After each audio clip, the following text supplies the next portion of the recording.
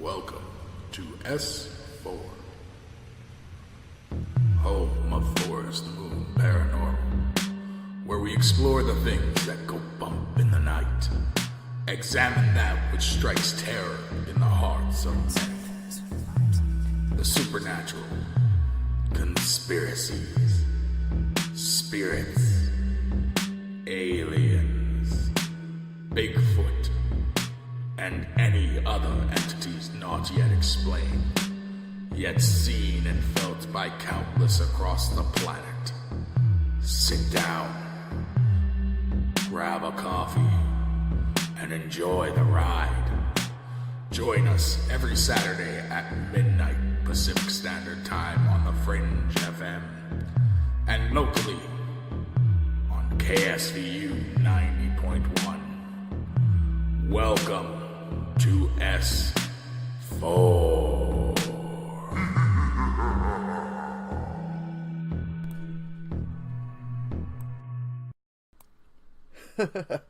Oh, I love that laugh. So good evening or morning, depending on where you're at, folks. Welcome to S4, the voice of Forest Moon Paranormal, coming to you live from the Forest Moon Paranormal headquarters in the beautiful mountains, well, kind of rainy mountains of Concrete, Washington. So Forest Moon Paranormal is a highly active emergency response team for all aspects of the paranormal, from aggressive hauntings to alien interaction, Bigfoot and other cryptids, and everything in between.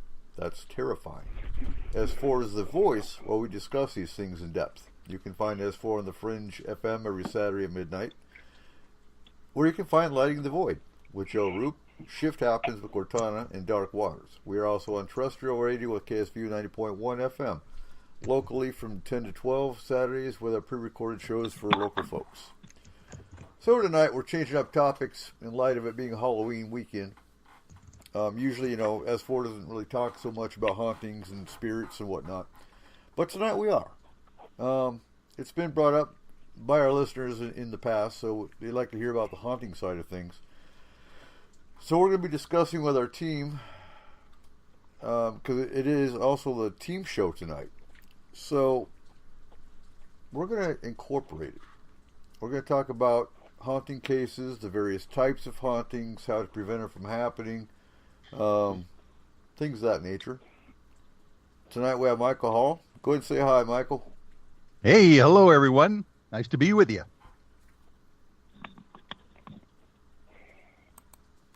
And for some reason, we're having technical difficulties again. It's not my fault. There you go. I can hear you. Minor technical difficulty of hitting a button. So, all right. So we got Michael Hall tonight with others from UFOI team and the Forest Moon Paranormal's paranormal lawyer. R. Keith Andrews, our Forest Moon Paranormal's alien race specialist, who you can also find on YouTube as R. Keith Andrews. I know nobody can get enough of Keith, so go listen to him on YouTube. Hey, look for his books. And we have Cole Wigleitner, our Forest Moon lore and culture research specialist and owner of Statement of Sound DJ Services. How are we all doing tonight? Just great, thanks. Wonderful. Excellent. Very good. Real quick, I got to put out too, November 10th, our next team training, open to the public and any new team members. 4 o'clock in the afternoon, Burlington Library. Topic's going to be UFOs and alien interaction. And that would be the stove. And actually, tonight's show covers a lot of what you've missed in the first training, so pay attention and send me a message if you listen to the show, and it'll get you caught up on training. So we're playing 2 boots on ground training missions, probably one in November, one in December. Get some more boots on ground experience. And does Peter Davenport, does he have like a weekly report that he emails out to people? Do you know, Michael? Well, what he typically does is a bi-weekly or monthly, depending on what he can get out, update on his sighting reports on the website. So his webmaster, Christian Stepien, is in the process continually of updating all the reports that come into the center, and Peter is kind of looking through them and making some small edits and spelling and those kinds of things, and then putting them up there. But you might be able to sign up for notifications, but I don't think he sends out an actual newsletter. Okay. No, I was wondering because I get Filer's files from the National UFO Center. And I do too. I was wondering if Davenport did the same thing. No, actually, his website. I get the Filer's files as well. I really enjoy those reports from them. But Peter's website is much too top heavy with information. It would be difficult for him to send out emails with all that information every month. So I think he just makes it available, on the website. Well, and what I like about Filer's reports too is he does a lot more than just what's been going on. He goes into the history. He goes into interviews with a lot of historical. He does all kinds of stuff in his reports, not just what's been going on lately. Yeah, you're right. And he concentrates on fewer cases, not fewer, but he has a lot more in depth on the cases that they report on. Right. So I want to start tonight with some paranormal definitions, and I've just got to get this off my chest. It's really annoying when you run a group of 10,000 people and everyone thinks they're a psychic medium. Do you ever get that? I run into it more often than I care to count. And sadly, what I find with it is more often than not, the person claiming to be a psychic medium is what they end up doing is they ask a whole pile of questions and then turn around and regurgitate what the person has asked.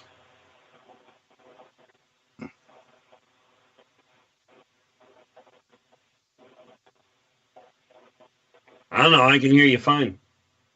Yeah, I'm good. Yep. No, the thing I find, because I end up dealing with it a lot myself, and one thing I found is, just to be clear for your listening audience there's only 3 questions that a psychic medium should be asking, and they're all imperative. Ask what the person's name is that they're looking for. Okay. And, well, I guess there's technically 4. What's the person's name? What is their relation to the person? In other words, why are you trying to bother this person? Because the one that's passed over may or may not want to talk.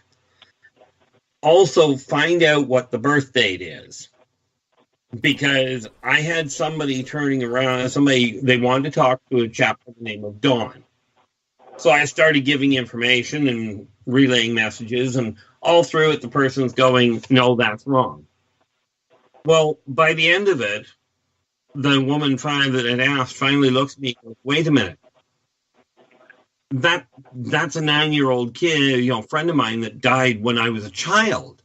But that's not who I wanted to talk to. And I says, well, let me ask you this. Does the information match him? And she goes, well, yeah. This is great. So for the listeners out there, the thing you got to remember is there's a lot of people that may have the same name. And it's kind of like we walk into a room going, is anybody out there named Dawn that wants to talk? The only other question that they should be asking, that the medium should be asking when they're going through the information, is, does this make sense? Oh, yeah, and I completely agree. But so what's the difference? Because, we have a medium on the team. But what's the difference? Is it ego? What's the difference between a psychic medium and just someone that calls himself a medium? Is there a Takes far longer to say. Well, yeah, I get that. One's up. But, so I've got one that's in the group going, yep, that picture's matrixing. Oh, yep, that picture's matrixing. Oh, yep, that. I'm so sick of hearing the word matrixing and pareidolia. You can't. Wait a minute. That picture is matrixing? Yeah. Yeah, there's nothing there. It's just matrixing. And have they by any chance got a kaleidoscope handy to look through the picture with? Right. But that's where the paranormal's gone is never mind the experiencer. And don't get me wrong, there are pictures where there's nothing there. And my rule of thumb with these, if I can't see something within the first 10 seconds, then I just give up. I wasn't there when the picture was taken. I didn't get the feelings. I didn't get the something may have bumped you or whatever. But if you weren't there when the picture was taken and a person's adamant, there might be something there just because I don't see it. But and I notice the same few people all the time. Yep, that one's pareidolia. Yep, that one over. Oh, that one there's matrixing. The alien picture I posted. Oh my God. There was a handful of people that they saw the alien as soon as, within a couple seconds, just like I did. And is it pareidolia? No, it was not. I was in the room just prior to that picture being taken. There wasn't energy there. I didn't take a picture. One of the other investigators took a picture, and there was an alien right there in the corner, looking right at the camera. And several people saw it. Oh my God, there it is. It was in your face. But and then I get these private messages. I don't believe in what your team does, and I have another one that's, you guys are so fake. You're taking work away from me. You're taking money out of my. Well, you know what? You're really not doing your job then, because my team's been accurate damn near 90% of the time. Well, I'm going to ask you a bizarre sideways question here, Okay. but can you by any chance explain to me what a picture matrixing means? So and I'm trying to think of how they explain it, but it's basically, in some of them, this particular individual was explaining that the camera light was moving in the mirror at the same time. I didn't see nothing in the picture either. Does it mean it's matrixing? No, it does not. But by their definitions of what matrixing is, I'm not a techie. Yeah, me. Okay, I got it here. What do you got? So, well, I can't say the second word because I can't freaking pronounce it. Apophenia. Try that again. Commonly known in it's apophenia. Okay. Commonly known in paranormal studies as matrixing, is a common phenomena in which the brain perceives a stimuli, such as an image or a sound, as something it's not. So you know what I would take that as? Do you guys remember if a sound plays and you either hear this or you hear this, depending on what you're thinking about? Okay. Yeah. EVPs. It's been all over Facebook, where like some people will hear, I can't remember. With images, they're doing it with a dress that some people see it as white and gold, some people see it as pink and blue. Okay, yeah, I got you. See, I knew what it was. That would be the definition. Okay. And that makes sense. It's terminology.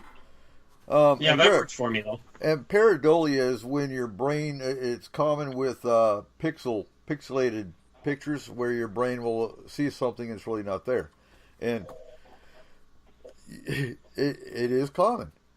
But not every picture that somebody posts is pareidolia. And that's pretty much my point. It gets can I just say how that the one person said we were taking money out of their hands? Good. If they're charging for that service, you know what? Too bad. And Well, I You are completely agree. you're taking money from people who are looking for closure from a loved one. Well, this particular case they were complaining about was a missing persons case anyway. And well, here's if yeah. they're charging medium services to locate a missing person, they're taking money from a family in crisis. Absolutely. Yeah, see, I'm kind of caught in an interesting situation there. Now, number one, I agree with you wholeheartedly. If you've been called in to look for a missing person, absolutely go and do the job. You know, it's not a question of charging money for it.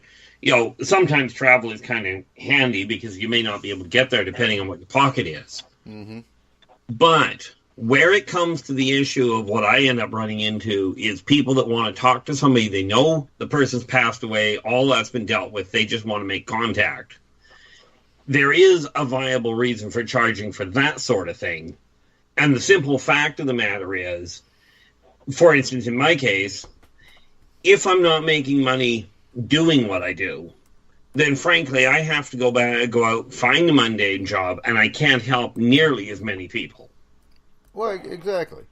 And you know, when it comes to you're an astrologer. Yep. I see that a little bit different anyway, because you're actually giving them an astrology chart. You're giving sometimes them, depending.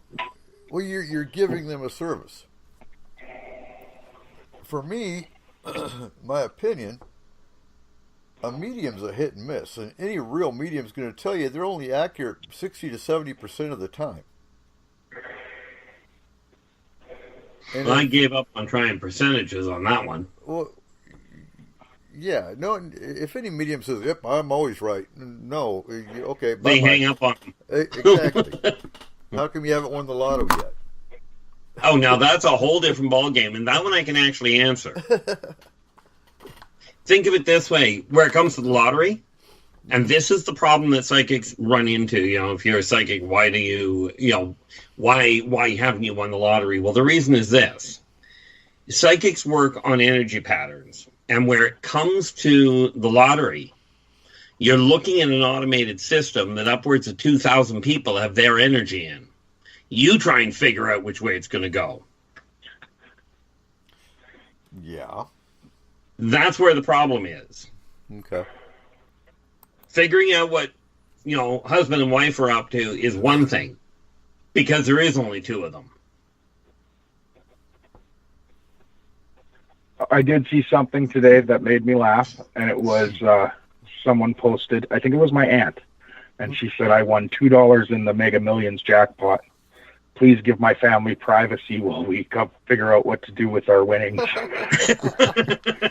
Oh, God. No, that's Yeah. funny. They better contact a lawyer immediately. Right? Yeah, because Lord knows he's going to want his 80% of it. Yeah.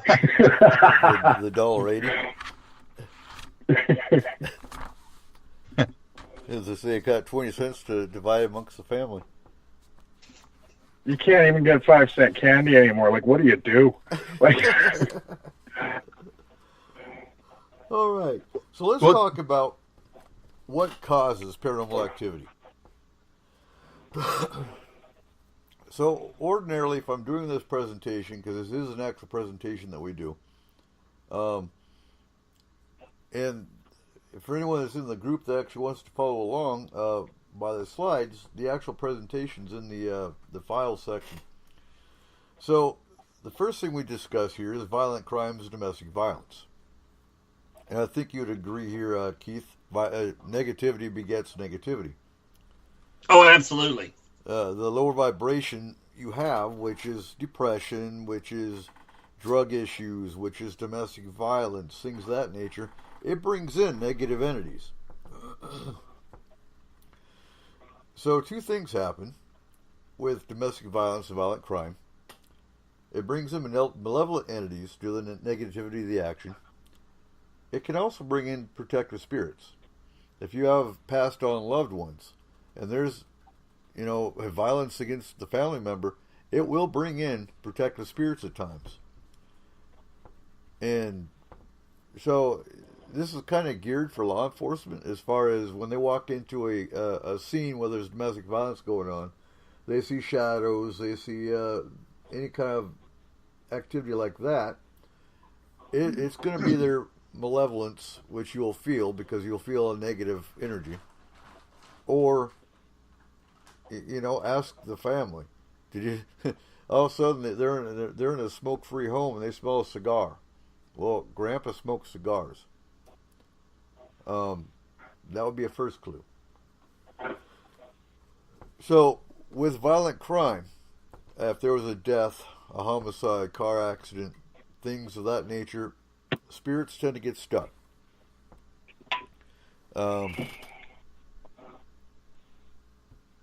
That's when we have to come in and basically let Joe know that you've died and you need to cross over. And oftentimes they're stuck at the scene of the accident. Sometimes they'll actually go home. So if somebody died of a violent crime, an accident, things of that nature, and the current tenant is curious why they've got this guy in their house. Well, he went to the most comfortable location he knew. He didn't stick around where the accident scene was. Sometimes they do. Have you guys seen that interesting video where you can actually see at the accident site where it looks like a spirit was leaving? I've seen a couple like that. I find those fascinating. I don't know how accurate they are. I don't know if it really happened like that, but I know I saw one picture where they had the guy standing beside a vehicle that was a total wreck. And, right. I can tell you from personal experience that particular picture, if it was faked, they had seen it before because it looked identical to what I had seen happen in an accident I was actually witness to. Mm-hmm. So I'm not a photography expert by any stretch. Right. I figure taking a picture, you grab a camera, you point it in the right direction, hope you got the picture. Oh yeah, you have to push the button, I think. But at least that, at least with that one, it was close enough. Like it was accurate enough, at least in appearance.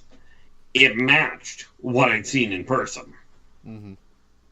Well, and that's why we have Josh. We get a picture we need to analyze. Josh does our photo and video analysis, and he's been to college for it, so he's been in the media field for quite a few years, so he knows what he's looking at.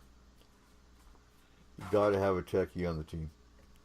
So the other end of all this, you've got spirits that are messengers. So these are the ones that, if they did die of a traumatic, say a homicide, sometimes they'll come back to try to bring justice. They want their killer caught. And we've encountered these a few times.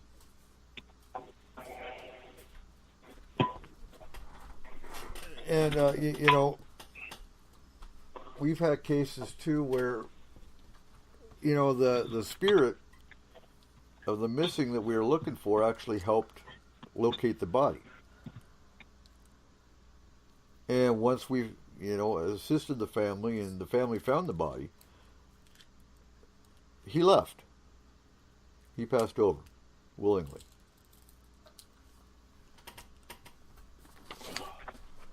Well, the thing most people don't realize, many of the spirits, that's all they want, is enough attention from somebody to find the door.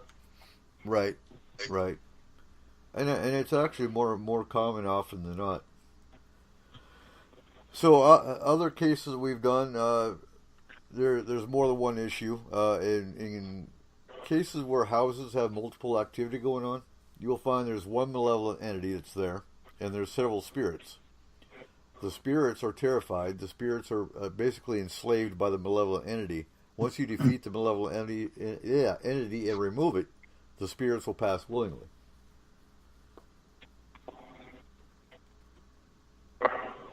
So if the spirit's causing the client issues, we figure out why. we either mediate, we pass them over. But, you know, there's a common misnomer that, well, and you have these people that, well, all spirits need to cross over. No, they really don't. No, in all fairness, some of them don't want to. No. If they're not causing any problems and they don't want to cross over, then why are we going to cross them over? Seriously. Well, it boils down to that freedom of choice thing, in my opinion. Right. Ask them if they want to go home. Yeah. And Now, I have a question. Of course, they're not terrorizing the neighborhood. yeah, go ahead. Are they all always human? God, no. Or is there a lot of pet spirits out there? Oh God, yeah. There's yeah. Well, let's try. Pet spirits are common. Let's try. Like the way to put it is, do all dogs really go to heaven? Sorry, couldn't resist. No. Think of it this way. Yeah, I know. And in all fairness, I didn't try very hard to resist. No, that wasn't a big deal. No, the reality is spirits coming. The spirits that stay here are human, alien, animal, vegetable, mineral, elemental. There are as many different types of spirits as there are types of corporeals. Right. You know, it just depends on which one you look at. You know, which one you run into. You know, and we have had cases where, and it goes both ways. Spirits, why would spirits or entities attack pets? This actually came up yesterday or the day before. And, you know, I don't understand it, but some of these people that harass me or send me messages have a hard time grasping that we do 5 cases a day. Well, that sounds like a lot. Well, it you know what? It is a lot. And I wish it wasn't that many, but it is. It tells you right there that a lot of people have issues. And when society gets to the point where they can accept the paranormal, that number is going to triple. I fear. But, you know, getting to animals real quick. I remember a case we had it's been a few months now, but you could actually see the cat on the bed picked up by something unseen. It was on video. And it definitely wasn't matrixing. You could identify that one. That was easy. And so we went in, and it turns out it was a fae. It was a fae creature, and fae don't like cats. Are you guys still here? Yeah, oh yeah. Yeah. Okay. Yeah, Okay. and you are right. And now, in all fairness, it's not a question of just the fae. Of fae categorically don't. There are some fae that actually get along very well with cats. Well, those are more the earth fae, the ones that are the animal healers and whatnot. Well, the funny thing is, one of the reasons the fae don't like cats is because cats can see them coming, and frankly, fae like to be hidden. Right. So, cats and dogs and other wildlife, some wildlife, not all of them I don't think, can actually see in the 4th dimension. So that's why, you know, the old adage that animals can see what you can't, well, it's true. Because they can see in the 4th dimension. Which is, you know, in one of the cases we just recently had, the animal was seeing the entity. The animal was her guardian. And the animal was dealt with. And I'll leave it at that.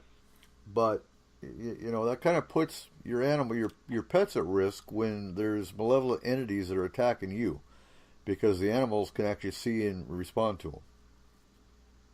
Yeah, more often than not. Mind you, the thing you got to remember is, just because they can see them doesn't make it a danger. It's when the entity that's there is problematic that it can be a pain in the neck.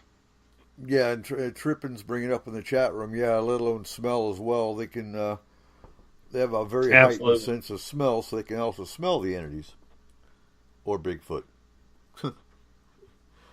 So this is where you and I always kind of clash a little bit, Keith. Is when someone dies, their personality is the same as when they were alive. Where I not cross that line, but I'm trying to think how to explain it. So before they cross over, once they cross over, the personality is different. But if they're stuck here, their personality is the same. And that one, for the most part, I will pretty much agree. But let's understand that it's their personality.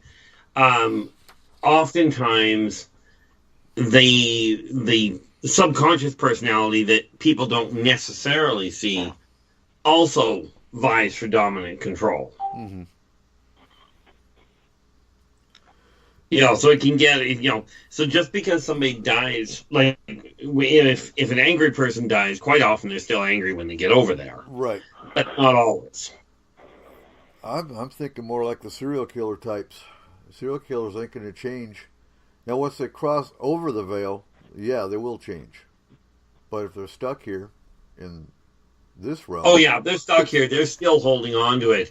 The only one, there was one case where that wasn't the way it held. And that was, quite frankly, Jeffrey Dahmer. Well, he was a unique one. Yeah. Well, yes, he was. And don't get me wrong, I'm not condoning what he did. I mean, heck, he didn't condone what he did. No. He was, I don't know, he was stuck doing what he was doing somehow. Yes, and he knew it. But that's 1 in a million, if you will. Right. So I got a question, though. Mm-hmm. Have we ever encountered anyone who has crossed over and come back and decided to stay? Oh, yeah. That happens all the time.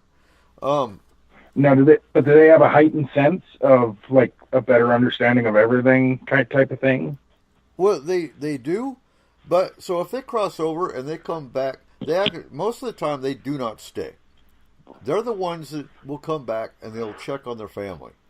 They are more the guardian spirits. Yeah. And they'll come back in and start watching over the guardian.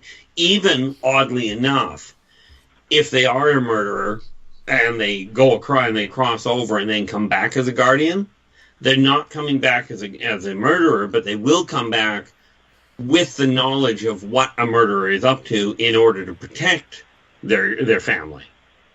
Okay, and that makes sense. So, I'm just going to throw a scenario out there. So, if Bundy was to die, cross over the veil, and come back, could he flip around and try to catch murders?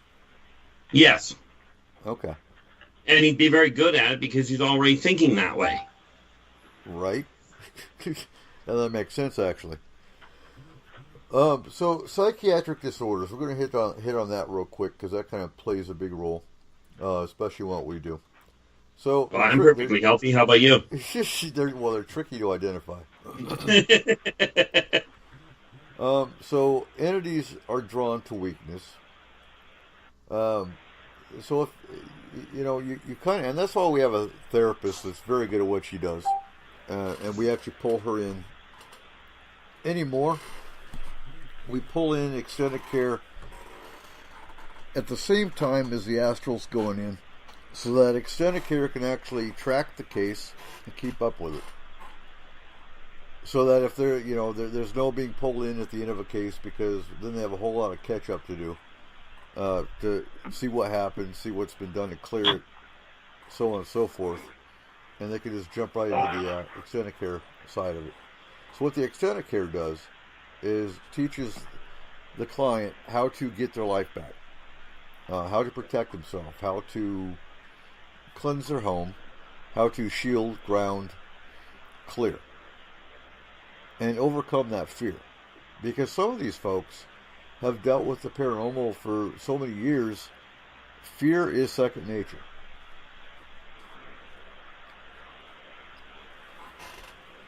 So, getting Absolutely.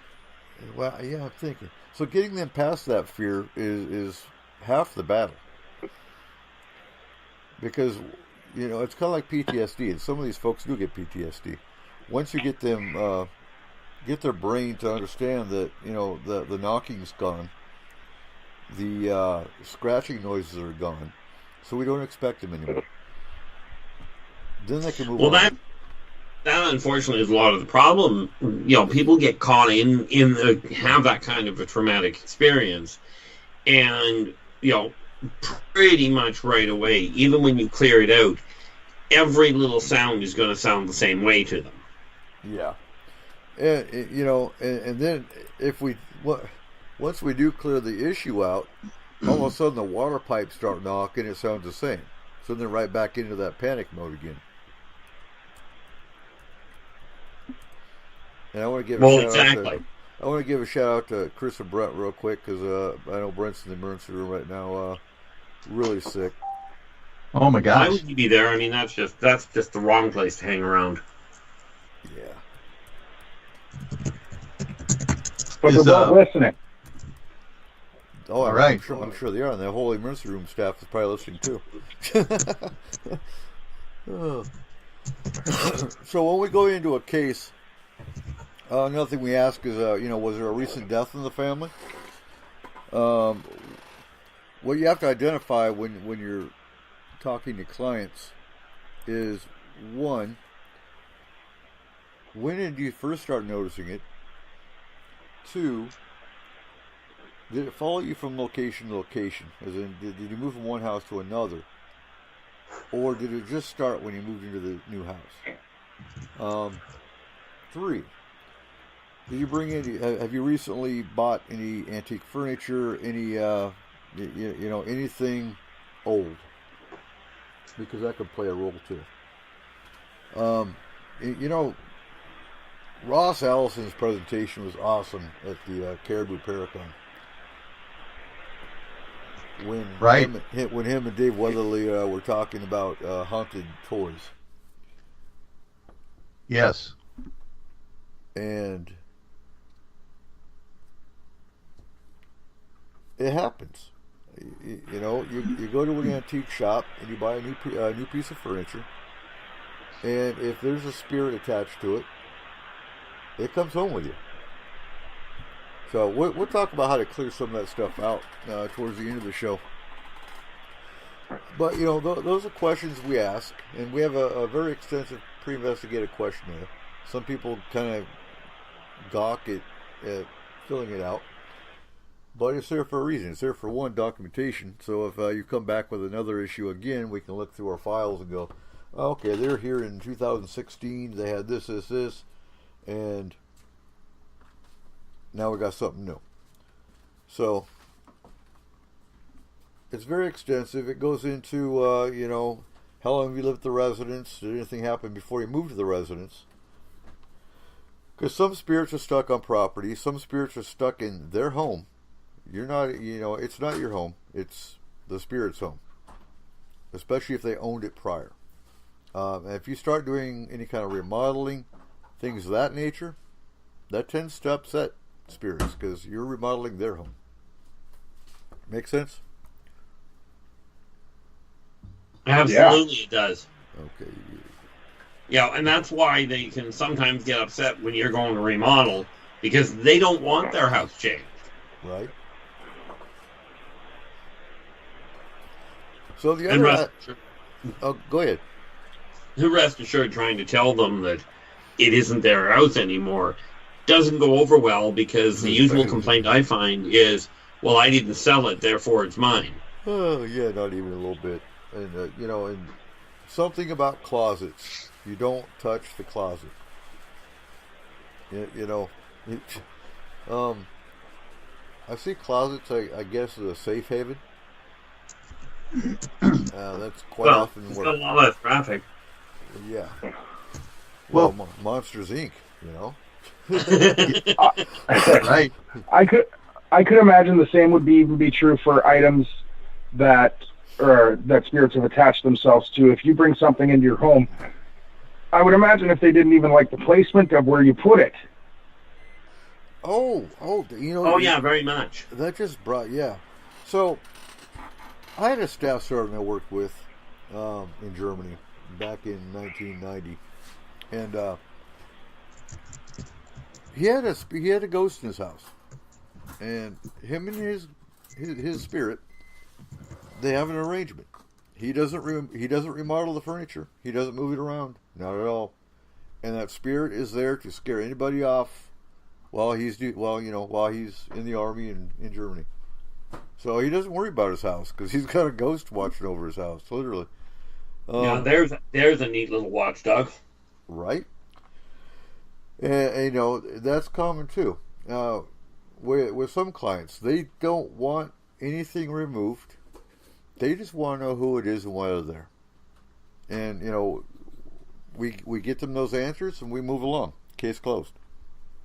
And that's where the mediation side comes in too. Once you explain to the spirit that you've passed, and I always use the movie The Others, always as an example of it, and I'm not, just telling you about this is a spoiler for it, but once they understand they've passed, and they've been scaring the dog and the kids, walking around and making noise and knocking on doors, and sometimes you can come to an arrangement with that spirit and the client that, okay, he's not going to do that anymore, he can stay, and case is done. That simple. So the last thing we need to talk about is, I'm trying to think, I can't remember the terminology for it. Basically, it's like a VHS tape, where it's not an intelligent spirit. It's just basically time playing over itself again. Oh, I know what you're referring to, and I don't know the term you're telling. I know what you're referring to. Like a time loop. Yeah, there you go. It's an energy loop. And these are the cases where a client will see the same apparition at the same time of day, or it'll even be an anniversary. If you can figure out the date, the time, of always seeing the same apparition, you can put a name to it, who it is, and what happened, because they're just kind of stuck in time.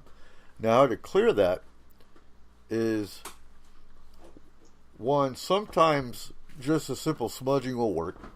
Sometimes, but you gotta do a real deep cleaning to get that energy loop out.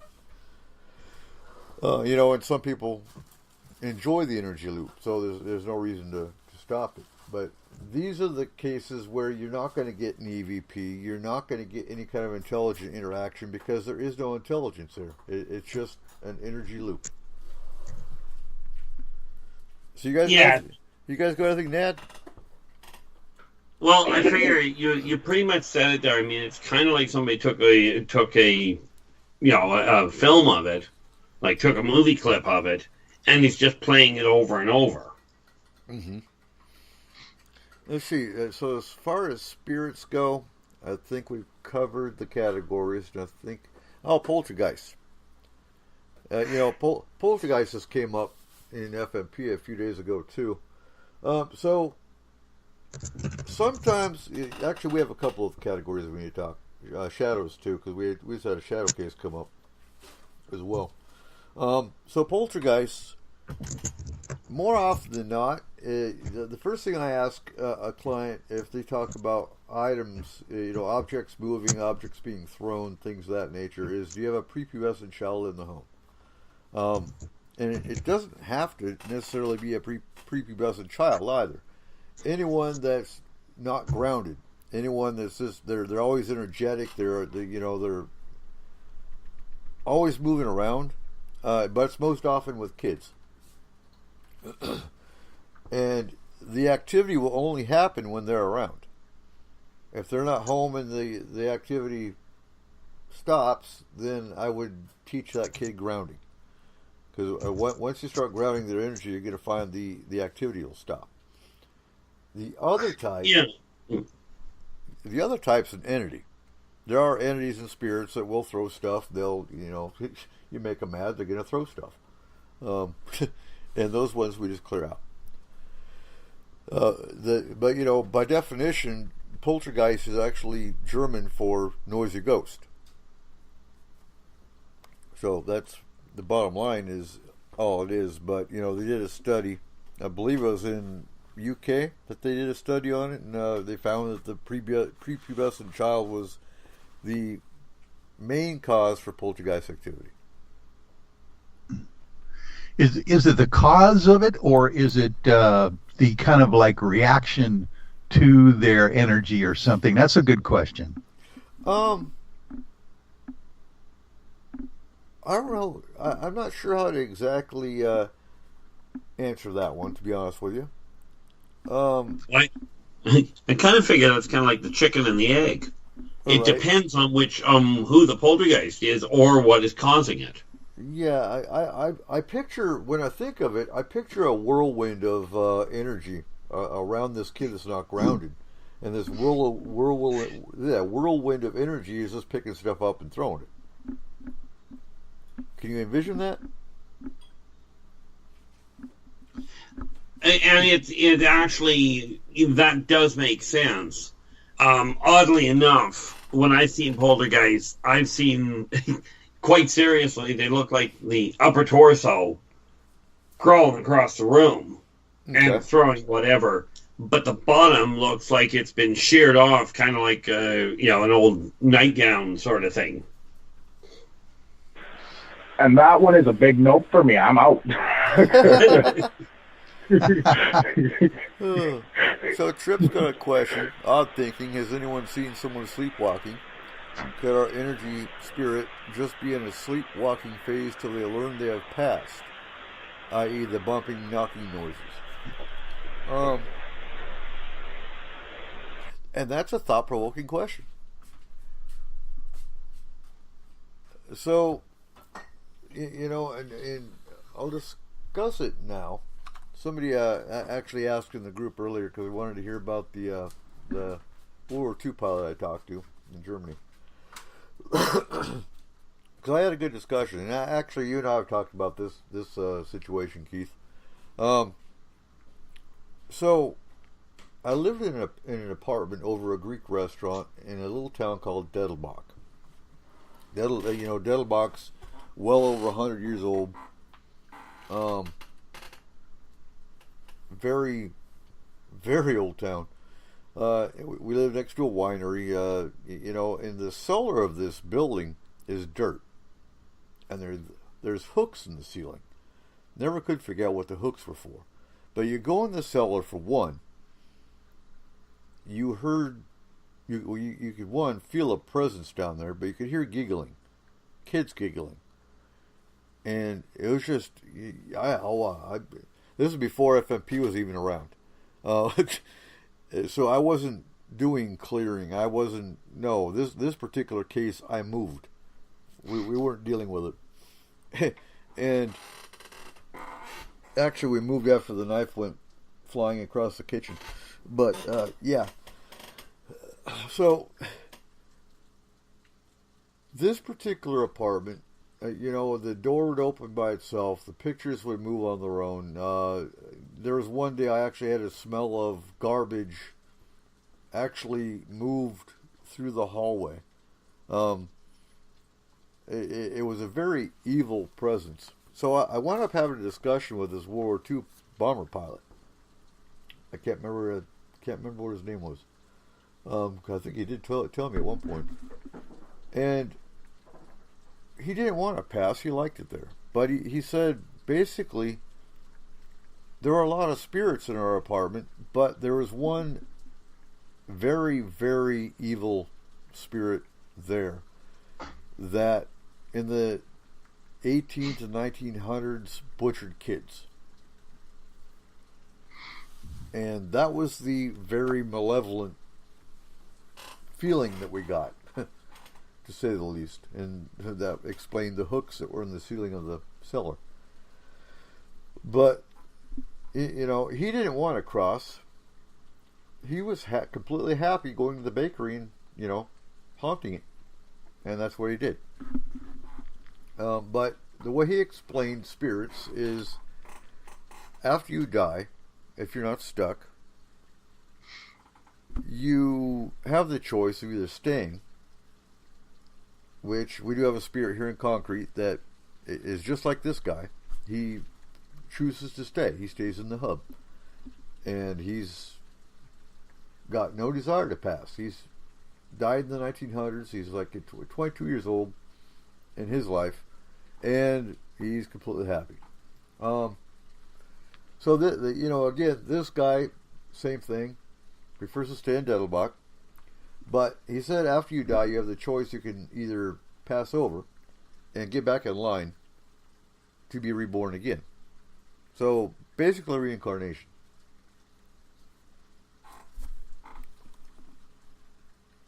Yeah, it must be understood, or will be when you get there.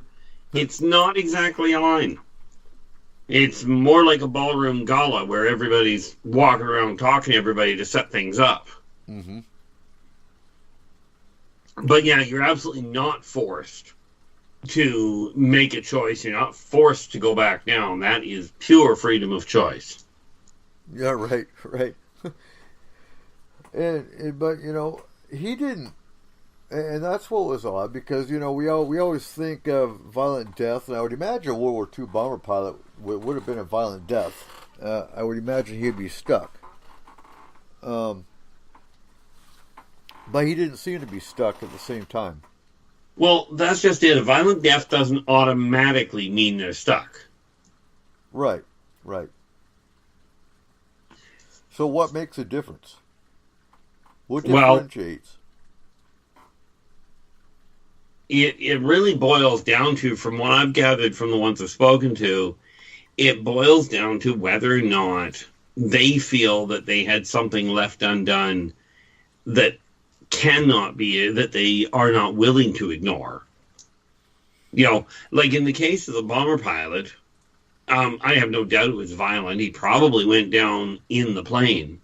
But the fact of the matter is, he didn't have any reason to move on. He wasn't upset by it. It was a risky gag that he knew he was garnering. Right? It was a quick transition, so he figured, why the heck should I worry about it? I'm just going to go down and party. And that makes sense. That actually makes perfect sense. My cat's playing with the microphone. At least he's not caterwauling. No, he's just, yeah. So, let's talk about shadows, because shadows come up all the time. And I think there's several explanations for shadows, besides the fact that what some people call the shadow being. What can you tell us about shadows, Keith? Well, they're usually caused by something solid in front of the light source. But I'm presuming I'm not sure if that's the way you're wanting to go here. No, no, shadows on the whole are an entity that is comprised solely of the darkness. And more often than not, they're way beyond watching. They're looking for something specific. So technically they're watching, but what they're doing is they're watching for some sort of a trigger or some sort of an event that enables them to complete, more often than not, the task that they were setting out to do.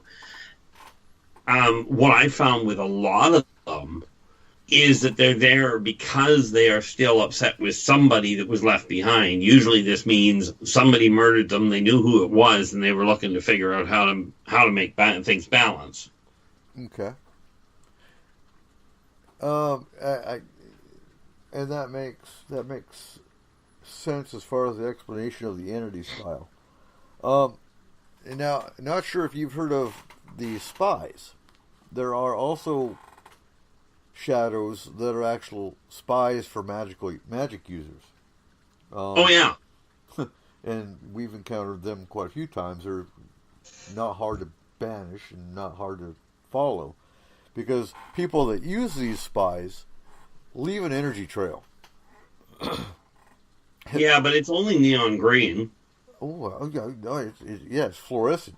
It's real easy. It's real easy to follow the source right back to where they are, and then we just bind them. Bye-bye. Nope, you're not going to be spying on anybody anymore. And, stupid. But, so you have the entity style, you have the spies, which, generally speaking, the spies won't really leave a feeling. They'll leave you the feeling of being watched and observing. That's it. Nothing. Yeah, but the funny thing is, with the spies, you can disrupt them if you know what you're doing, which works out well. They vanish virtually without a trace, except for whoever sent them has a headache to make a migraine look mild. Yeah. The last shadow, well, actually, I almost see sometimes I see thought forms as possible shadows as well sometimes. What do you think? They look very similar, but they feel different. But you are right. Because I see, thought form could be a lot of different things. Slender Man, for example, is a thought form. Think of universal thought projection, universal consciousness. These guys with Slender Man, they bring out this image, they bring out this creature, they name him Slender Man. They make him totally horrific, put him all over the internet. You have 11 billion people looking at Slender Man that all get terrified and bring him to life. That's a perfect example of a thought form. Yeah. And that's a carryover from centuries back, quite literally, where that was actually commonplace, where making a thought form physical, that was how society was. Mm-hmm. Slender Man is just a carryover of that ability, but the same principle can be used to manifest material objects in today's world that are of a beneficial source. And that makes sense too. The last shadow I'm going to bring up, because we're getting close to our top of the hour break time, but is the Rogue. And they are an alien race that actually uses a shadow to terrorize, and, well, frankly, they're a very violent race. They're mostly off the coast of California, Italy, and Germany, last I knew, and they go back as far as the 13th century. And they appear as shadows with a top hat and or a cloak. Are you familiar with that one? Yeah, they're actually kind of a rare one, though. Right, but they're known for murdering and slaughtering, but they only do it from, I believe it's January to April in the year. Well, that would be the first issue. The other issue is whoever they've targeted, they do not strike at random. Okay. Now, I know the Black Dahlia was one of their targets, and I've heard some theories that they were actually Jack the Ripper. Have you heard that one? I've heard the theory of it. I don't buy that one in particular. Okay. Anyway, it's time for our break. So when we come back, we will carry on this discussion, and we'll start talking about some of the Fae, and then what brings on Bigfoot and what brings up abduction and some other things. So stay tuned, and we'll be right back. This is Joe Roop from Lighting the Void, and you're listening to KTLK Digital Broadcasting Station, The Fringe FM. Hi, folks. CBD is the home run hitter for health right now. Why, you ask? Because of what it does for the body. Unfortunately, I can't tell you all about the benefit. There's reasons. Do your due diligence and log on to ancientlifeoil.com. That's ancientlifeoil.com. Ancient Life Oil uses organic ingredients and is blended in coconut oil for some of the best benefits. Legal in 50 states and non-psychoactive. Log on to ancientlifeoil.com. That's ancientlifeoil.com. Select Joe Roop at checkout at ancientlifeoil.com. This is Rev Dan Lopez from Spiritual Warrior Today Radio, and you're listening to KTLK, The Fringe FM.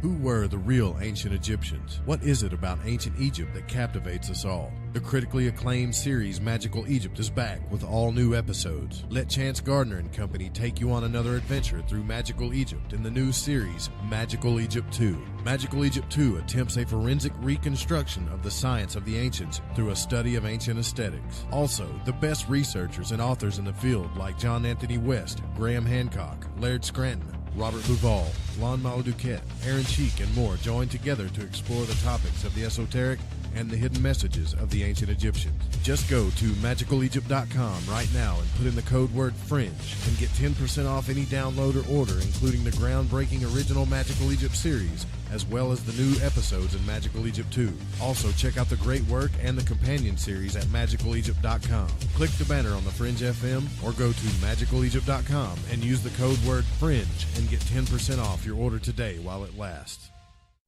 You asked for it. We listened. Changes are coming to the Fringe FM. Hear the Paranormal Code with Rich Giordano live Monday through Thursday at 7 p.m. Pacific, 10 p.m. Eastern, starting July 9th. July 9th, we're going to be going 4 nights a week on the Fringe FM. Followed by Lighting the Void with me, Joe Roop, live at 9 p.m. Pacific, midnight Eastern. Then, stay up with us in the early morning hours for some of the best paranormal and alternative programming around. The truth is out there, and so are we. The Fringe FM.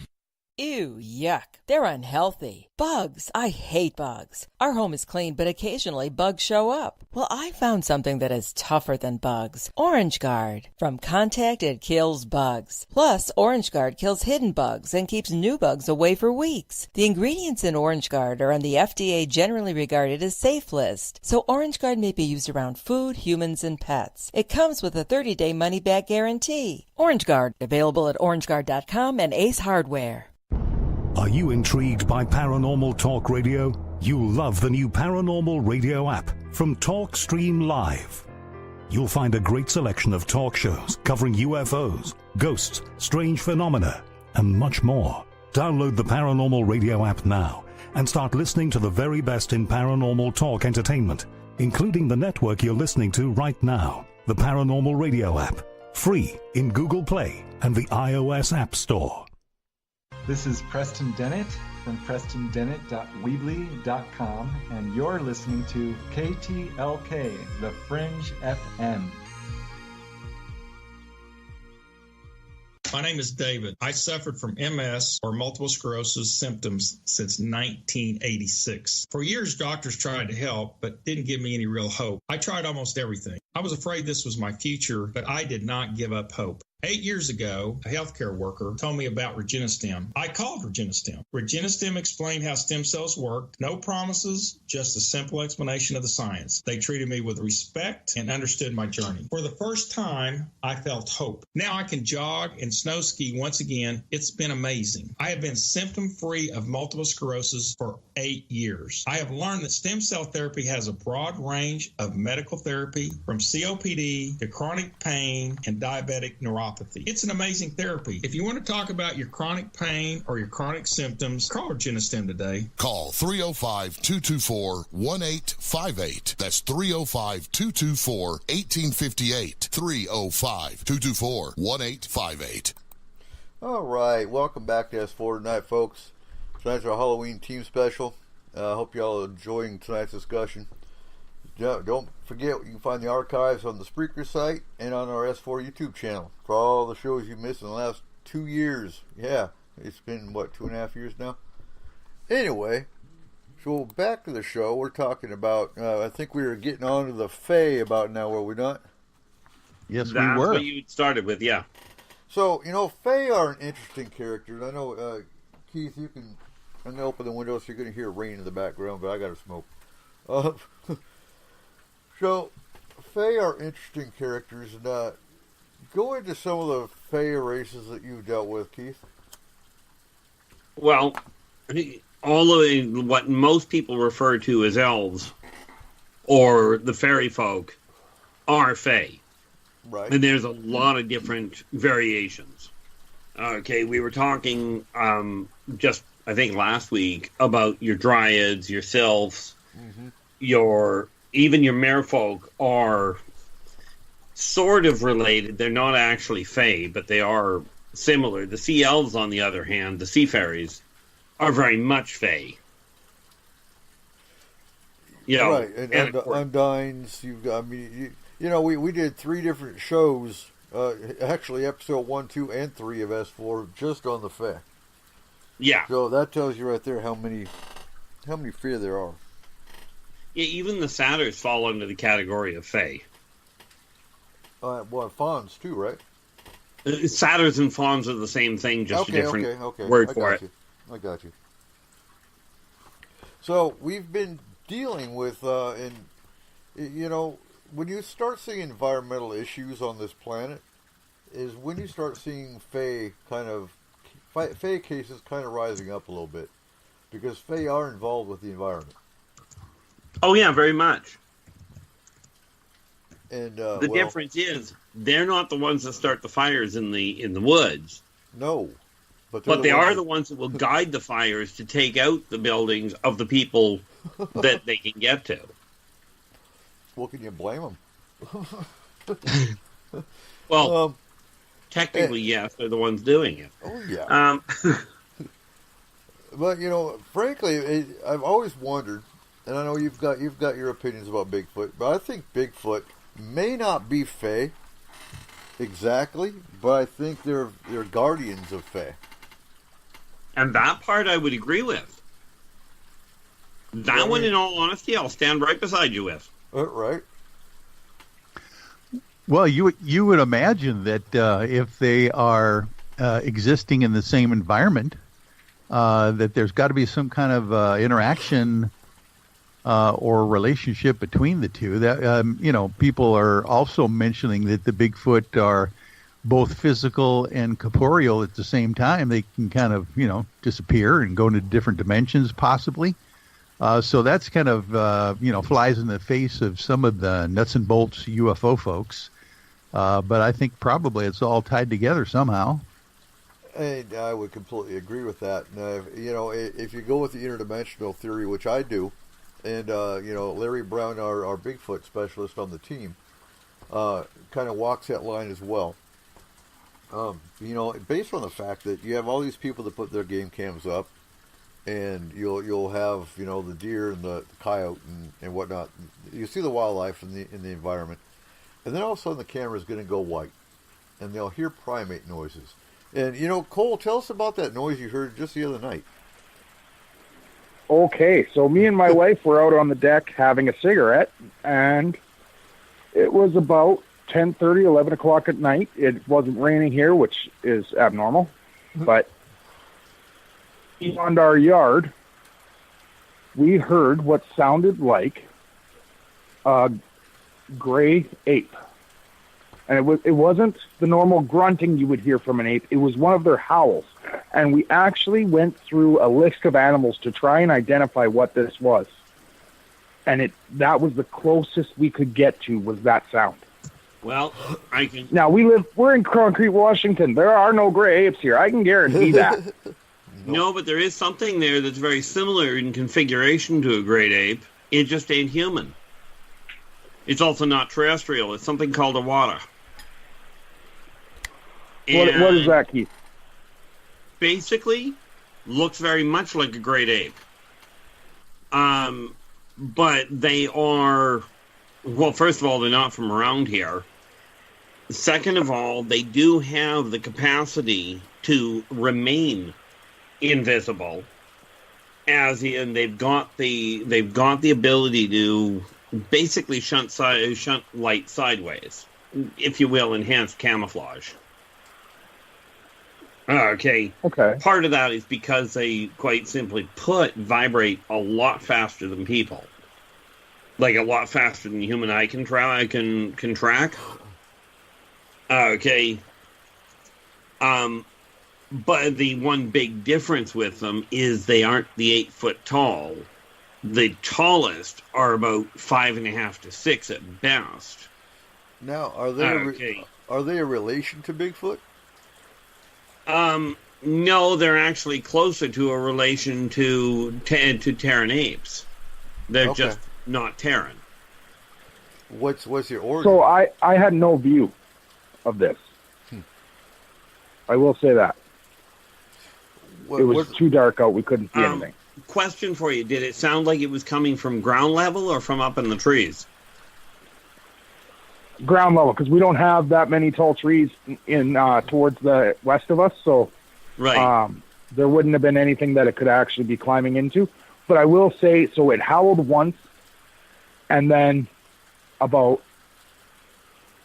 I'd say at least 13 to 15 birds responded, including owls.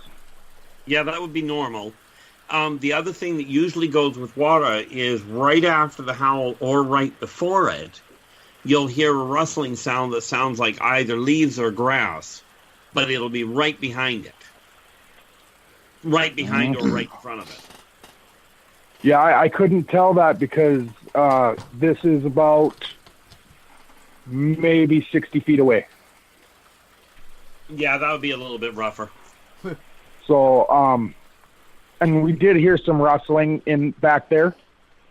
But then again, we live in the mountains of Washington. We hear rustling all the time. Mm-hmm. During last week's show, I know there was a skunk probably 15 feet from where I was talking.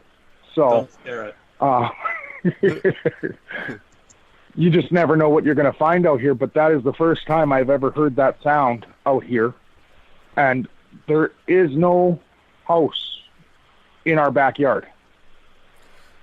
So, what's the origin of the creature you're talking about, Keith?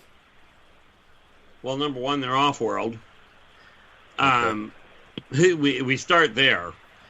But they came here and they came here way before mankind evolved, but they came here when they found out that man was starting to evolve, and thereby, quite frankly, came to study man itself, not the planet, not people, and they are not, or not the other flora or fauna.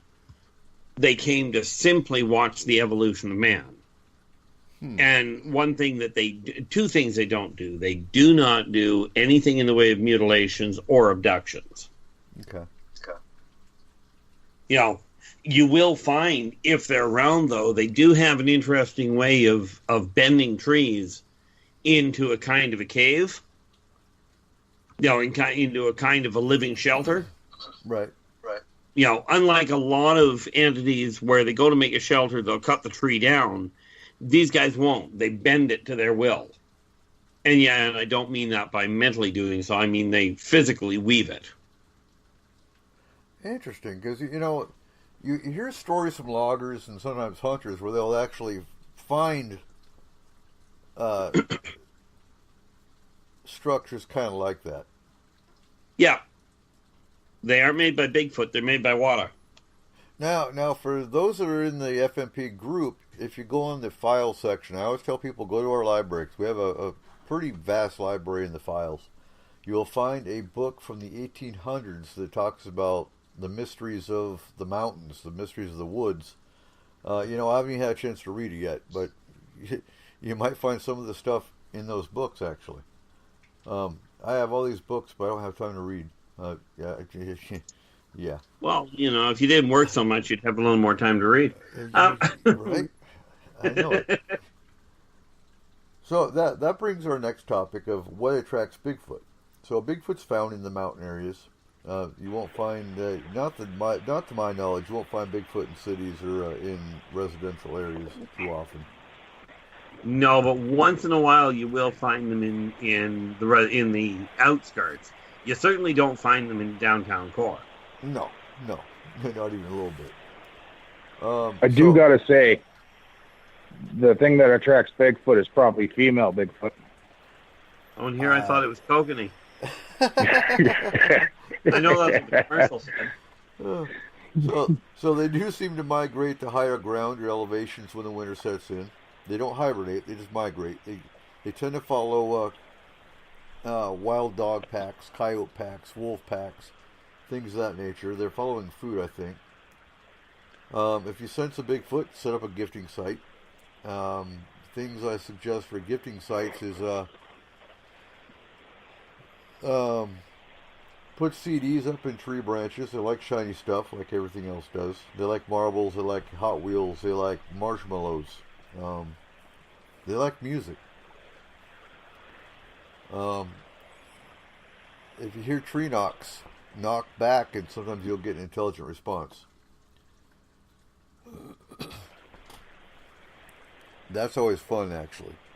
I actually have a video in the group where and it really sucks not having technology, but because my camera wouldn't pick up the sound, but we heard him knock, we knocked back, and we got a response. And it's always fun when you get intelligent response with paranormal issue, with paranormal. Same thing if you're doing an EVP session and you get a response back from the spirit. Well, yeah. I mean, it's always fun when you can actually communicate with them, and some of them are all too happy to communicate. They are. And you still have the people that there's no such thing as paranormal. No, well, you haven't experienced it then. So moving on to alien abduction, because I'm moving a little bit quick now so we can get to the protection aspect. So with alien abduction, what you'll find with many abductees is if you ask them if their parents or their grandparents have been taken, the answer will be yes. Because, again, I'm not going to hit abduction too much because that'll be another show. And we'll listen to the archives. We talk about abduction all the time.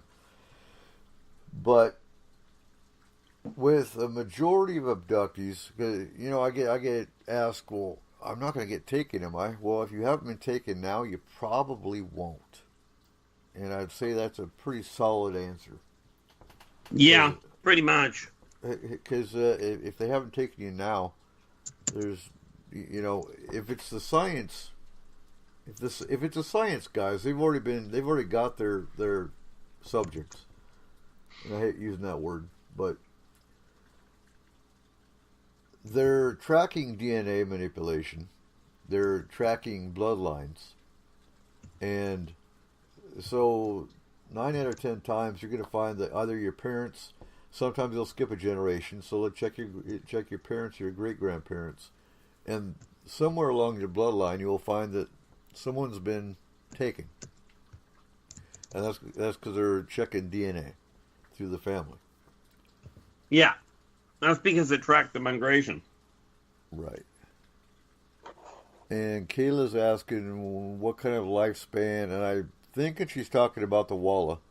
What's the lifespan of the Walla? On average, about 60 years. And so they're interdimensional? No, just non-terrestrial. Although they have set up an awful lot of footholds here. It's like I was mentioning the other day. When we start talking about different dimensions, everything that is on this planet is third dimensional. It's just a great deal of it vibrates so fast you can't see it. Okay. And if you've got the ability to adjust your vibratory rate, you can appear to step in and out of a veil because you're literally fading out. Right. The other thing you also have to remember is some of these guys have constructs like tents that are so well camouflaged it look like they're stepping through a slice in time in the space-time continuum, aka interdimensional. But it's not interdimensional. And that makes sense. So since we're talking about hauntings, let's go to the signs and symptoms of a haunting. And we're going to go by the senses. So we're going to start with sight. So what you watch for is shadows, signs of spirits, level entities. They move on their own energy, not associated with anyone else in the room.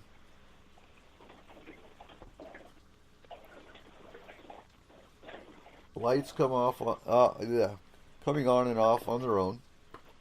And so I'm going to go into the mundane reasons for some of these too, so you can kind of rule out on your own whether it's paranormal or not. So if lights are coming on and off on their own, have you checked your wiring? Then you've got knocking. So the knocking noises are often heard in the walls or on the door, on the windows. They can be spirits. Some cases they're aliens. Which races do you know of that do the knocks, Keith? Well, knocks, well, the water definitely do. Mm-hmm. You will periodically find, depending on the situation, Mobians may, if they're actually trying to stay concealed. Oddly enough, though, if it's them and you know Morse code, you can actually read it to start with. There's a lot more races that do more of a click than a knock. Right. Okay. Obviously, as you well know, Bigfoot or Yeti or Abominable Snowman, whatever you want to call him, clearly he uses the knocking method. Right. Okay. Vegans, if they're trying to, and that's vegan, not vegan. Right. Vegans, if they're trying to communicate over a long distance, will certainly use a knocking method. And of course, 3/4 of the woodland spirits will. Oh yeah, the Fae love to knock. Yeah. Completely agree with that.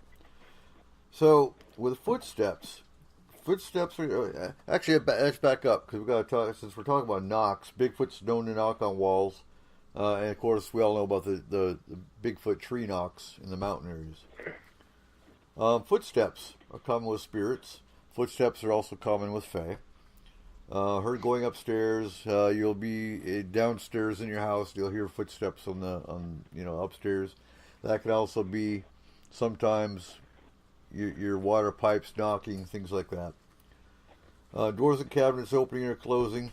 Well, do you have a mouse problem? Do you have heat or AC vents nearby that's making a move? Is the house shifting, making the doors move? These are all things you look for. Orbs. I don't like orbs. They do happen. Yeah, but there's 3 different types of those. Oh, well, they do happen. But, you have to really look careful with orbs. Because orbs are commonly dust. But if they're dust orbs, they're just kind of moving randomly. They're not moving... It's not like a controlled float. It's not an intelligent movement. Now, if you have an intelligent movement for an orb, then you have to look at insects. You rule out dust and insects, then you might have some. I like CTV cameras. CTV cameras pick up great orbs. If you want to see orbs, those are the cameras I like to look at. See here, I thought those were newsreel cameras. Yeah. The idea in those CCTV cameras is that what you want to watch for is these orbs that kind of change direction, because you'll see a lot of things that just like move strictly across the screen from right to left, up and down or whatever. But it is unusual when you see them, either make a pattern of travel or change direction, even slightly. Angle. Yeah, that's right. Those are very unique. Those aren't insects. they're, right. Because the usually the field of vision for one of those CT cameras are not very in depth or wide enough to really capture, the whole idea of a bug, flitting across the screen.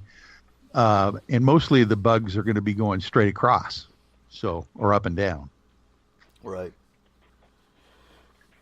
So if you think you have, we talked about pets earlier, but pets are something you want to watch because pets are going to tell you if you've got paranormal activity in your house.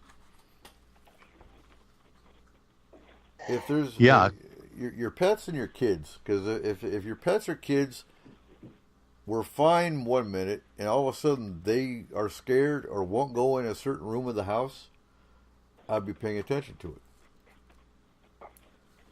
Yes, especially since you probably are used to their patterns and how they react, and if you see something that's unusual, then you'll notice it, much better than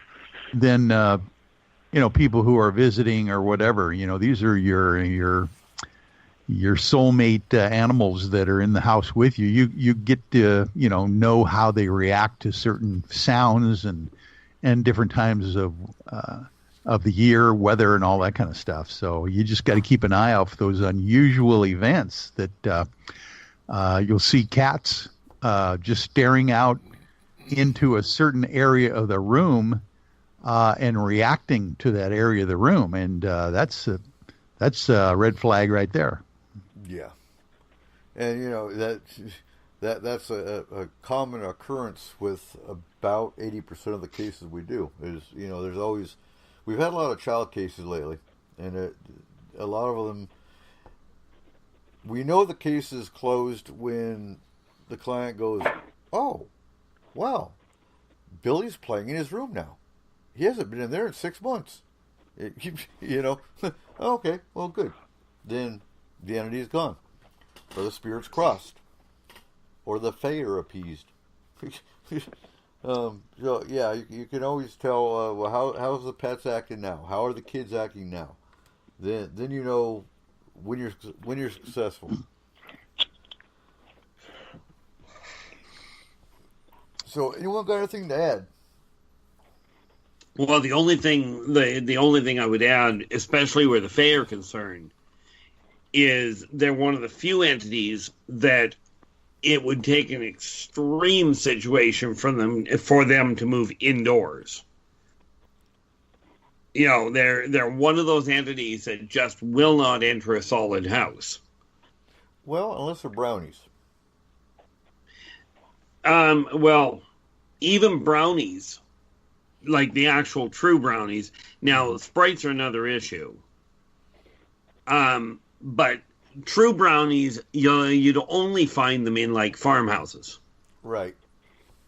Because your farmhouses and more likely your barns. Yeah, I was about to say brownies are often the livestock caretakers. Yeah. And they're also known for hearth and home. Yeah, but they won't come into a city. Oh, no. Okay, I got you. Yeah, you won't. No, okay. No, farmhouses, yeah. Yeah, that's what I was referring to there. Is it's just you'll never find them in the city. No. Well, and that's true with most fae. Other than the underground dwellers. Yeah, but that's underground cities, and that's a whole different ballgame. Right. So, moving on to paranormal protection, we'll start with talismans. Obviously, if you're Christian, you're going to wear a cross. But you have to have complete faith in your talisman. Just wearing a cross does nothing. You've got to have faith in your cross, or faith in your belief, for it to actually work. Yeah, very definitely. So, the Ankh symbolizes power of life, strength, and psychic abilities. The arrowhead is protection from evil spirits. You place one on your doormat as well, or in your car. Beryl, known as the Mystic Stone, increases psychic ability. Used in dowsing stones helps locate lost items. The Eye of Horus is protection and intuitive strength. The Fox Amulet, developed in shape-shifting ability, or as I would suggest, maybe even helping in seeing a shapeshifter. Horseshoe. Oh, horseshoes are big in Germany too. Wear against evil, over your door against sorcery. Indian Head Amulet. Wear against all evil spirits. The Scarab, against all evil forces, renewal of life, sacred to God Capera.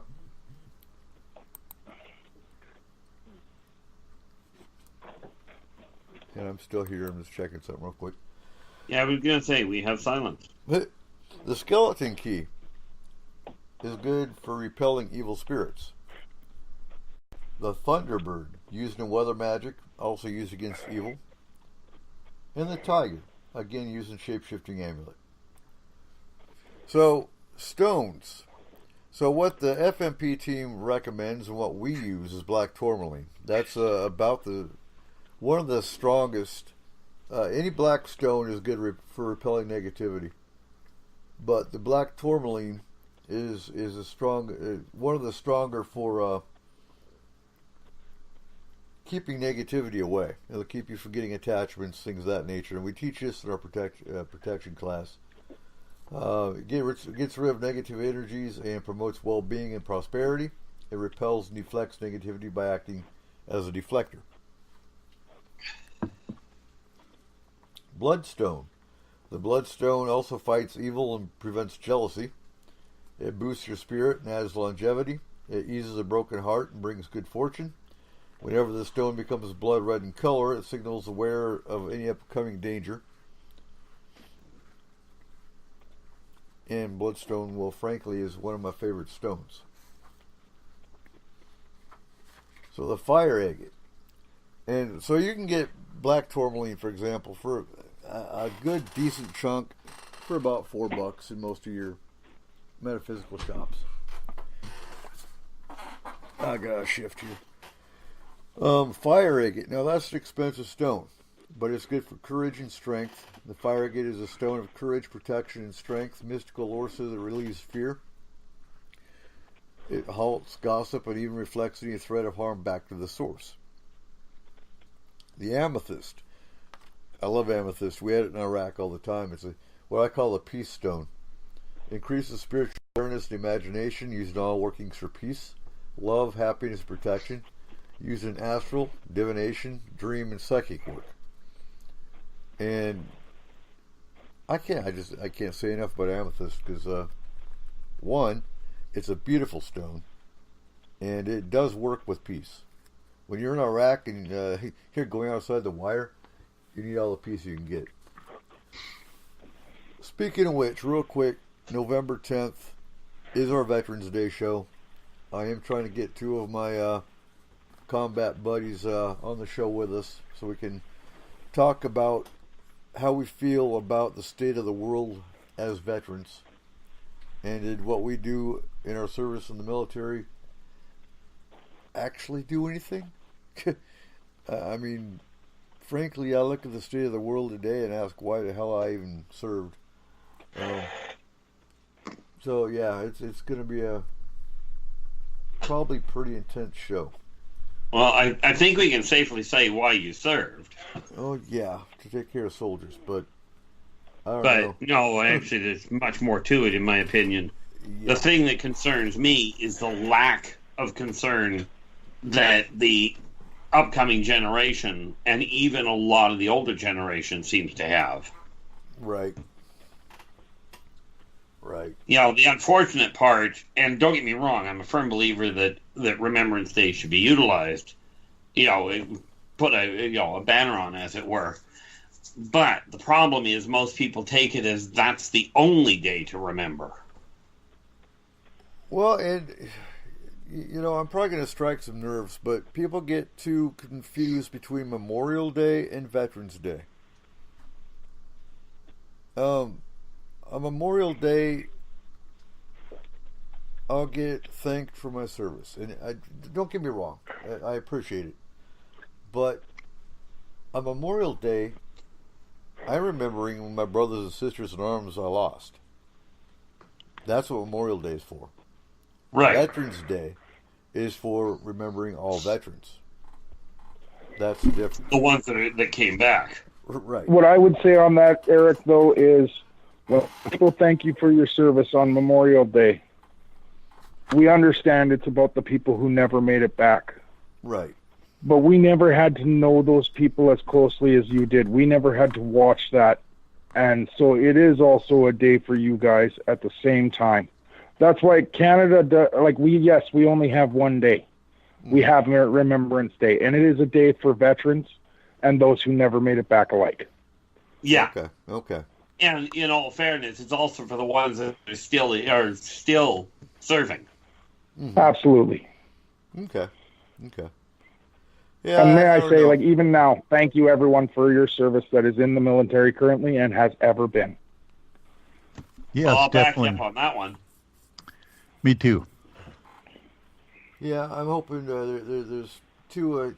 Actually, I already have one locked in. Sean Lunsford's going to be on the show on the 10th, and I was with him in Fort Lewis, and he was also a pagan troop that we supported with Forest Moon Grove. So he'll be fun to have on the show. And the other one is Staff Sergeant Scott Slaughter, who's an interesting character and good brother of mine. Hope to get him on the show as well. So next stone, we're going to talk hematite. I love hematite too. Hematite's very shiny. I love shiny. But hematite is great for grounding. Now, I think what I don't like about hematite is when they make hematite rings. It weakens the structure of the stone, or the strength of the stone. So oftentimes, if you're going to use it as a grounding stone and you buy a ring, you will shatter it. Have you ever shattered hematite, Keith?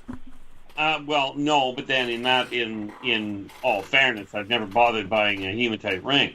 Okay. Neither will I buy a magnetic hematite. No. Anything magnetized is unless it's natural magnetism, which you won't find. But if you go to a store and buy it magnetized, it's already corrupted would be the word. Right, it's corrupted the stone. So I wouldn't even mess with it. Yeah. So do I have hematite? The answer is yes. Yeah. That brings up a question in my mind. Are there stones that you don't want to carry or wear together? Is there conflicts in energy that you want to avoid? Absolutely. There is, but that's a whole other class. Got it. You have to look at the one thing I will say, and I agree with you, it's a whole other class, but the one thing since it's up, do not put quartz crystal near a computer unless you're planning on blowing the motherboard out. Right. Very it's interesting. An amplifier. Now, quartz crystal is an interesting stone too, though, because quartz crystal can actually be used for multiple. It's all basically the intention you want the crystal to be used for. Because you can charge a quartz crystal for healing, you can charge a crystal for protection, and they're very good at it. You can charge a crystal for, you can use a crystal to trap an entity in. Yeah, but here's the thing. Your smoky quartz you use for healing. Okay. Your snow quartz you use for, just drew a blank on that. The clear quartz is what you're using for trapping and for knowledge matrix. Right. Okay. Your snow quartz is very good where that's the one safe quartz to use with most other stones. Because it's more of a balancing quartz than anything else. And I've got a comment. So Craig's talking about fighting against children with slingshots. Well, you know what? The children in Somalia use slingshots, and they were very good at it. I know that's not the context you're using that in, but I had to say it. As I recall, there was a funny shepherd by the name of by the name of David that got real nasty with a slingshot. Well, yes, he did. And their slingshots they weren't the store-bought ones that we get in, the sporting goods store here. They were actually a piece of cloth like they use in the Bible. They slung around their head and it released the rock and it hit the soldier right square in the middle of the head. And and that was in a moving 5-ton. So they were. I think David and Goliath comes to mind on that one. Yeah. Oh. Mind you, I'm a little more modern. I figure if you're going to use a sling, maybe I'm just a little bit lazier than most, but I figure an MU-506 is a really good thing as far as a sling if you want to make an impact. Right. So we're coming down to about the last 20 minutes here. So I'm going to talk about two more stones, rose quartz, which I always... So I have a box I take with me anytime I go to a client's, for boots on ground. I take it with me to the client's house. If they have children with nightmares, I always give the child a rose quartz. Of course, depending on the age, if they're 2, you don't give them a rock; they're going to put it in their mouth. But don't put it in their hand anyway. No.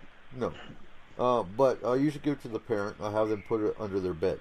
It traps nightmares. Very good calming stone as well. And tiger's eye is the last one we'll bring up. And that's for protection, balance, meditation, starting new business, draws wealth and money, protects travelers, and increases clarity of thought. See, and when you start talking about wealth and money, you've got the other 2 options, which are citrine, which again, because it's primarily quartz, don't put it near your computer, or malachite. No. So herbs, angelica. Angelica is a very good overall herb to get. It's protected when grown. It's used in exorcism and protection incense. You sprinkle in the 4 corners of the house to ward off evil, or do so on the perimeter of the house. Add to the bath to remove hexes or curses. Basil, sprinkle on the floor, dispels evil, used in exorcism, incense, and in purification baths. And rosemary. I can't emphasize if you had to pick one herb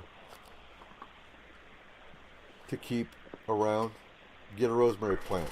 Plant a rosemary bush outside your house and it keeps evil away. So this is some of the lore of the herbs and the stones that we do use. Again, we use black tourmaline on the team for any case we do. And now we're going to talk about... Go ahead. I wanted to ask about one because it was popularized by TV, and if nothing else, I'd like to dispel the people from using it because it is popularized by TV. Mm-hmm. So if you guys could do this for me, salt. Because I have seen it used in people's homes. What's that? Like in doorways and windows, they salt their doorways and windows to keep out spirits. Well, that's what we do, but not to keep them out. Well, actually, it is used to keep them out. It's not a myth. Okay. But here's the thing. What irritates me too with sage is anytime someone comes up with an issue, oh, go sage your house. No, you don't. You got to find out what the issue is before you just go saging your house. So there was a scientific study done on sage, and sage actually takes the negative ions in the atmosphere and makes them positive. That was proven scientifically. So while it will take the negativity and make it positive, it does not completely banish the problem. Your malevolent entity might get mad and either shift rooms or leave for a moment, but it'll be right back. It's not gone. Well, like with the salt issue, the best physical energy cleanser I've ever come across this lifetime for energy that's hanging on somebody is you grab a bathtub, fill it with as warm a water as you're comfortable with, and throw in 4 teaspoons of salt and 4 teaspoons of baking soda. Nothing else. Definitely not Epsom salt. Like normal salt works, right? And then you just soak for 20 minutes, half an hour, and you'll find you come out of the tub feeling a whole lot calmer than what you were when you went into it. Well, and I always get asked, does it matter what kind? Store-bought salt, Epsom salt? I always recommend sea salt. I recommend sea salt. Yeah. Sea salt's the most natural. Comes straight from the ocean. Anything that comes straight from the earth, use that. So sea salt, definitely. Well, sea salt's best. Table salt works. I absolutely, where it comes to clearing and that sort of thing, I absolutely recommend against Epsom salt. But Epsom salt, where it comes to illness, as in physical illness, from what I understand, is actually pretty useful. Right. Just not for energy work. Honestly, all I just imagined was a guy in Alberta running out to the back pasture, grabbing the salt lick and hopping in the bath. Yeah, that's a little bigger than 4 teaspoons. A little bit. Unless you get a goat lick. But if you're going to grab a lawn block that size, get a lot of baking soda because you're going into a pool. Yeah, right. And it better be an Olympic size at that size. You might start floating or something. Yeah, that's for sure. Yeah. So, since we're talking about salt and sage, so sage is great for after your home has been cleared. But it really, really irritates me when I see all these people. Oh, get the holy water, get the sage, No, you got to remove the problem first, and then you sage, you smudge. But it's irritating. So anyway, I have a question for you from one of our chat room out here. Bill wants to know, what's the difference between a Lemurian crystal and that of a quartz crystal, and are there things you need to know about on either one? I don't know what a Lemurian crystal would be, but he wants to know the difference between that and quartz. Well, Lemurian crystals are actually much more suited for information storage for crystalline computers. Ah, there you go. Okay, they're much better aligned for it. Quartz, depending on the type, if we're talking clear quartz, which is what the Lemurian is in the first place, you're looking at energy amplifiers. Okay. And I was waiting for Keith to answer that because I had no idea. Oh, you got me on that one. You're welcome. So, yeah. When you get told to go ahead and sage, some people say, oh, you need to do it clockwise. Oh, you need to do it counterclockwise. It really, to me, and from experience, doesn't matter. What matters is you need to open up all the doors and the windows so that you have a clean flow. So you have an air current, basically, so that whatever's in can get out. And then you just go room to room. Now, once you're done saging, because actually we don't use white sage, we use a blend of frankincense, myrrh, rosemary, sage, and a number of other odds and ends. And it makes a very strong, potent, protective blend. But then what people forget about is your drains. And that's where your salt comes in, Cole. Because what people forget is, while you've smudged your home, and it feels so much better and clean and clear, what's left open? Well, and how much of that, like, feeling pure and clean is just a thought process? Sometimes. Well, it ironically enough, you're going to love this one. If you can get your thoughts to do that, thought process is actually faster than any of the above methods. But most people are not focused well enough to do it. Right. I'm watching the chat room.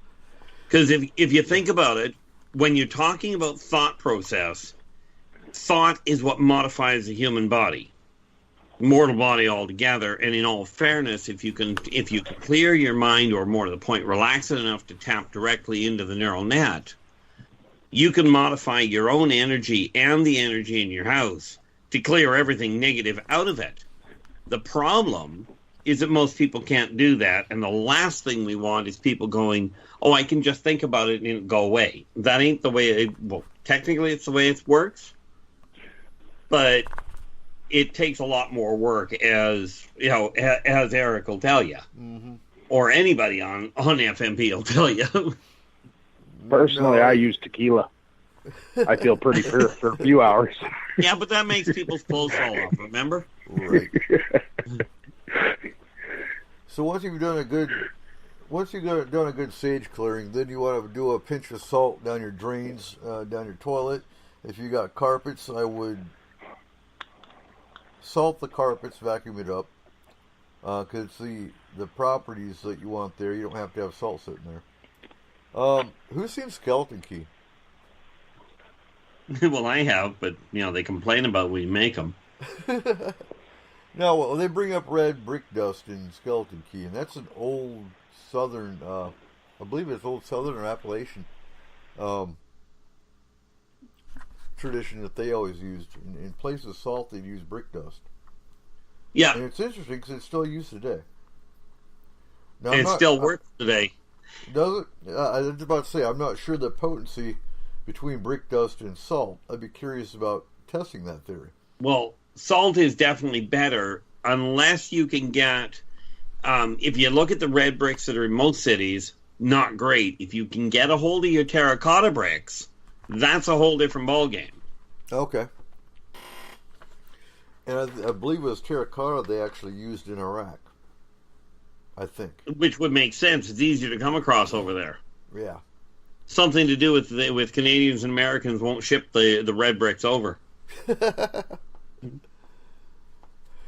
Okay, so Kayla wants to know, does it matter if the stone's polished or finished? Does it still work? Yeah, it does, but raw is always better.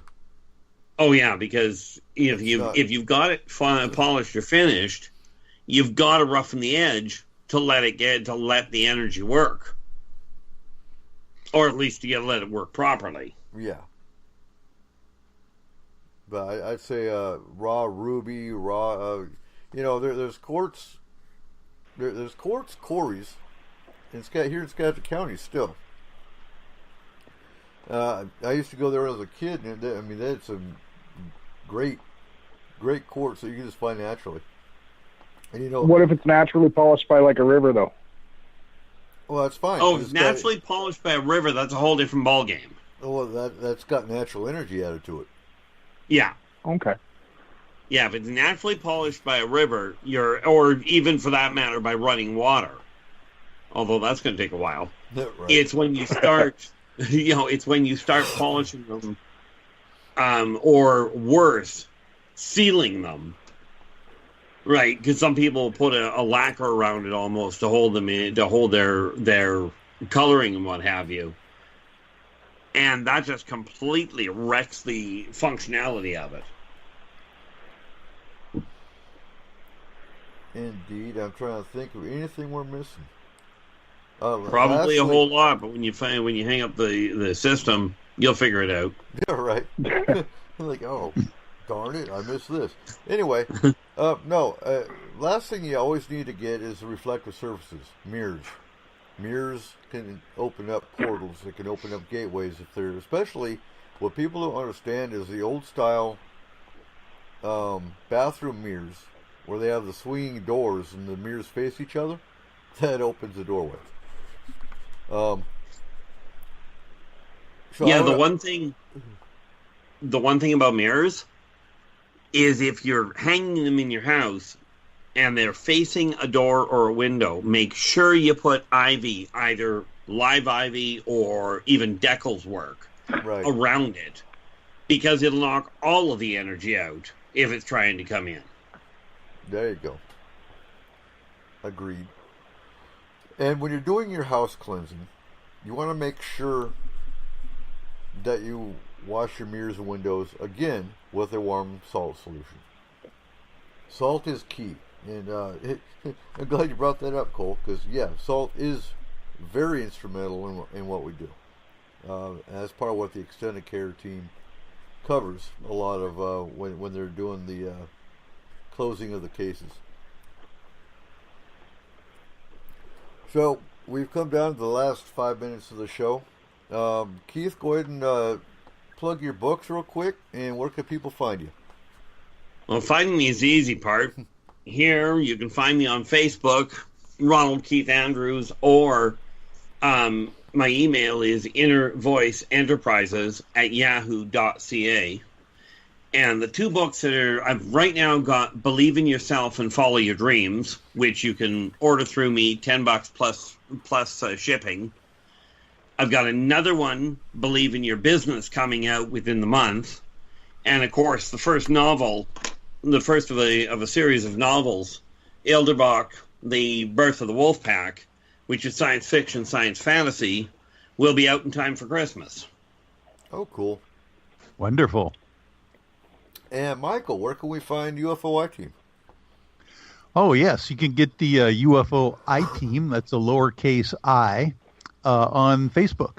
Real easy to find us there. If you also want to go to the Paranormal Lawyer on Facebook, you can find me in both places. If you'd like to, like the either one of the Facebook pages, you'll get notified every time we go live on FMP or any of the other shows that we put on a weekly basis. So thanks for that. And I want to wish everyone a safe and sane Halloween.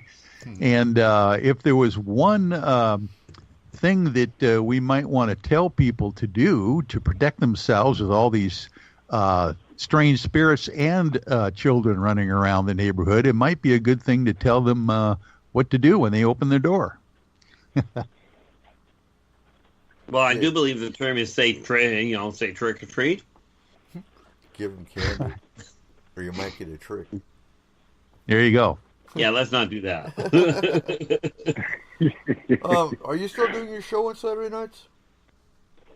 Yes. It's actually been cut down to 1 hour because of the better idea to get people on the East Coast earlier. So it's 7 to 8 p.m. Pacific Standard Time on nightdreamsradio.com. Okay. Thanks. Yeah, I was wondering how you were able to take a nap tonight. Yeah. Oh, it's easy. A lot of dead air. All right. So, Cole, tell us where we can find Statement of Sound DJ Productions. Well, we're on Facebook at www.facebook.com/SOSDJPro. And anyone can call me at 360-999-2830 for any of your DJ needs. I'm also starting a new side to the business for production of any different types of intros. I was able to create the one for tonight, and I will be creating a new one for this show. And for anyone else that needs anything like that, I can sure as heck give it a go.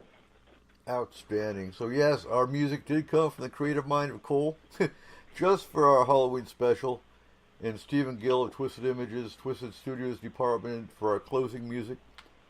As always, you can catch S4 on the Fringe FM every Saturday night at midnight PST and KSVU 90.1 FM Saturday 10 to 12. So next weekend, November 3rd, we're talking, are you sitting down?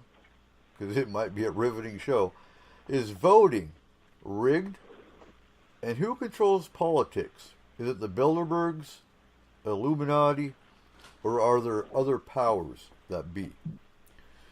So, thank you again for listening to S4. Keep your eyes to the skies. Remember, it's you that gives us a reason to produce S4. Have a great weekend, S4ians.